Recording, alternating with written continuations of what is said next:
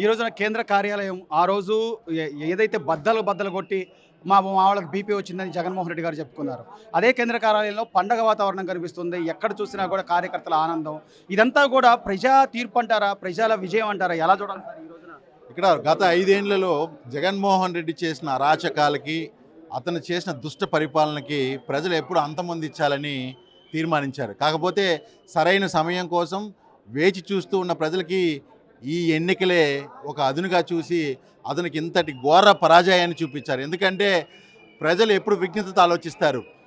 మనం అధికారం ఇచ్చాం, అతను విజ్ఞతతో పరిపాలించాలి. కానీ అతను చేసిన అరాచకాలు ఏదైతే ఉందో, చంద్రబాబు గారిని అక్రమంగా అన్యాయంగా జైల్లో పెట్టి తన పైశాచిక ఆనందాన్ని పొంది అతను ఏదో సాధించానని చూపించాడు. కానీ ప్రజలు అన్నీ గమనించారు.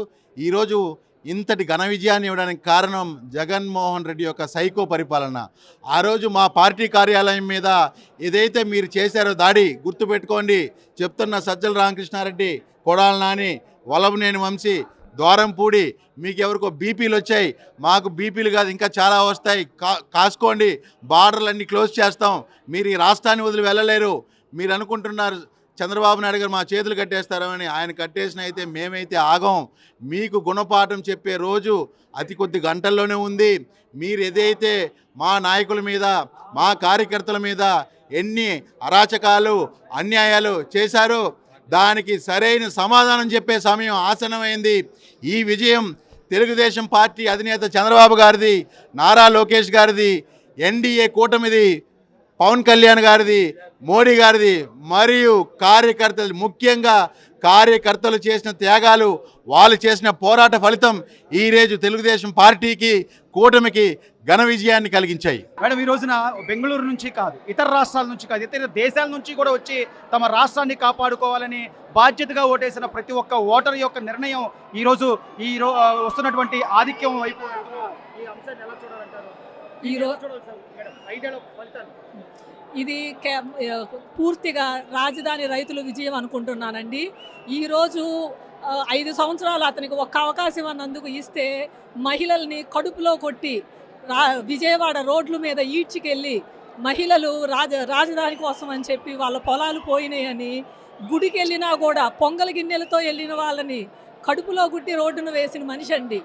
ఇది కేవలం రాజధాని రైతుల కన్నీళ్ళు. ఆ కన్నీళ్లు చూసి కదిలి వచ్చారు. వివిధ దేశాల నుంచి, హైదరాబాద్ నుంచి పోటీ మీద పడి మేము గెలిపిస్తాం బాబు గారిని. అదే కాదండి, మహిళలకి జరిగిన అన్యాయం అంతా ఇంత కాదు, ఒకరికి కాదు, సీఎం నుంచి కింద మాజీ సీఎం గారి దగ్గర నుంచి ప్రతి ఒక్కరికి ఎక్కడో కాదు. మన షర్మిల గారినే చూసుకుందాం, సొంత చెల్లెల్ని రోడ్డు మీదకి నెట్టారు. ఆ తర్వాత అమ్మని పార్టీ నుంచి బయటకు గెంటారు. ఆ తర్వాత చూస్తే ఇంట్లో మిగిలిన రాజధాని మహిళల్ని కడుపులో కొట్టి బయటకు పంపారు. ఏ మహిళకి న్యాయం జరిగిందండి? ఇది కేవలం ఇదంతా మహిళల్లో వచ్చిన చైతన్యం మూలానే ఈ విజయం. ఇది అమరావతి రాజధాని రైతులకి మా అందరి తరపున మేము వాళ్ళకి ప్రకటిస్తున్నాం.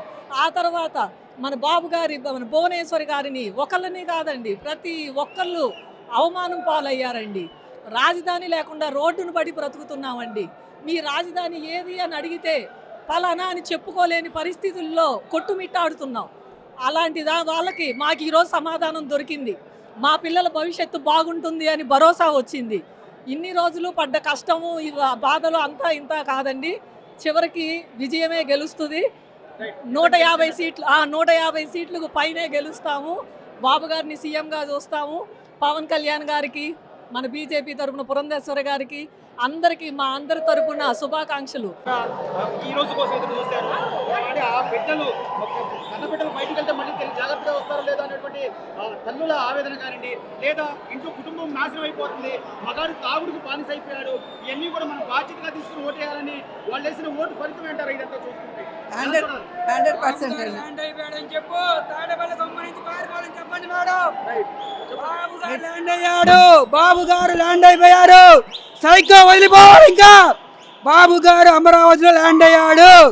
సైకో పోతున్నాడు, చిత్తుగా పారిపోతున్నాడు. మన దేశం, మన రాష్ట్రం విడిచిపోతున్నాడు. ప్రతి ఒక్క ఫ్యాక్టరీ పనిచేసింది. రాజధాని, పోలవరం, వెలుగొండ ఆడవాళ్ళకి సెక్యూరిటీ లేకపోవడం, పిల్లలకి ఫీజులు కట్టకపోవడం, అమ్మఒడితో బ్రీచ్ చేయడం, ఇలాంటి ప్రతి ఒక్క ఫ్యాక్టర్ జగన్ ఓడించింది. ప్రభుత్వ ఉద్యోగులకి జీతాలు ఇవ్వకపోవడం మాత్రం ఫస్ట్ నుంచి బ్రేక్ ఇచ్చింది జగన్మోహన్ రెడ్డి. జనాలు మాత్రం బటన్ నొక్కడం వదిలేశారు.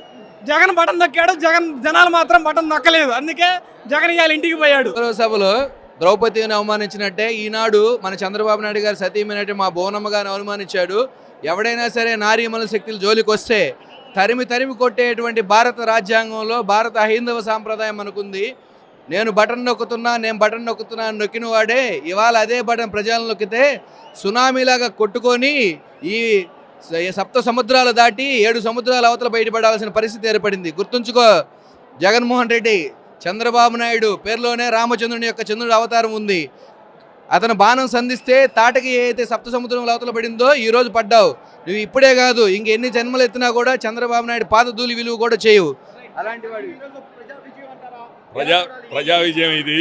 ప్రజలు కోరుకొని అందరూ మద్దతుగా పలికి బాబు గారికి అఖండ మెజార్టీ చేకూర్చి బాబు గారి తిరుగులేని మెజార్టీ చేశారు ప్రజలందరూ కలిసి. బాబు గారిని జైల్లో పెట్టి ఇంకా సింపతి తెచ్చుకొని బాబు గారిని నానా విధాలుగా కుర్చీ మొదలుపెట్టి లోన్ వేశారు. మొత్తం జగన్ని కూడా మొదలుపెట్టి లోన్ వేయటం ఈసారి. అమ్మ, ఈరోజు ప్రతి ఒక్క తెలుగు దేశం ఆడబిడ్డ కళ్ళల్లో కానీ లేకపోతే ప్రతి తెలుగు మహిళ కళ్ళల్లో కానీ ఆనందం కనబడుతుంది. ఇదంతా కూడా ప్రజా విజయం అనుకోవాలంటారు. ఎలా చూడాలి? ప్రజలందరూ ఇసుకేసారిపోయారు. 5 సంవత్సరాలు జగన్మోహన్ రెడ్డిని చూశారు. ప్రజల్ని చాలా ఇబ్బంది పెట్టాడు. అలాంటి రాక్షసుడు ఇక మనం చూసాం కాబట్టి ఇక ఉండకూడదు, ఈ పరిపాలనలో ఉండకూడదు. మన బాబు గారు అందరికి ప్రజలందరికీ ఎంతో మేలు చేసిన మనిషి ఆయన. అలాంటి మనిషి మళ్ళీ మనకు సీఎం గా గెలిపించుకోవాలి మనం అని చెప్పి ప్రజలందరూ అనుకున్నారు. చాలా ఇబ్బందులు పడ్డారు ప్రజలు. మహిళలందరూ బయటకు వచ్చారు, ఓట్లేశారు. ఎవరికి ఓట్లేశారు అనేది పెద్ద చర్చ.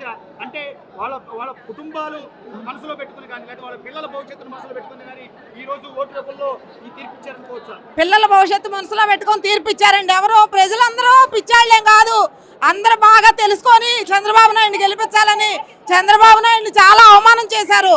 కేసు పెట్టి 53 రోజులు జైల్లో ఉంచి నానా ఇబ్బందులు పెట్టాడు. ఆయన్ని ఉసురులు ఊరికినే పోవండి. ప్రజలందరూ వాళ్ళ కోలాహలంగా ఉంది. అందరూ బాగా ఓటేసి ఓటుతో బుద్ధి చెప్పారు ప్రతి ఒక్క కేసుకి కూడా.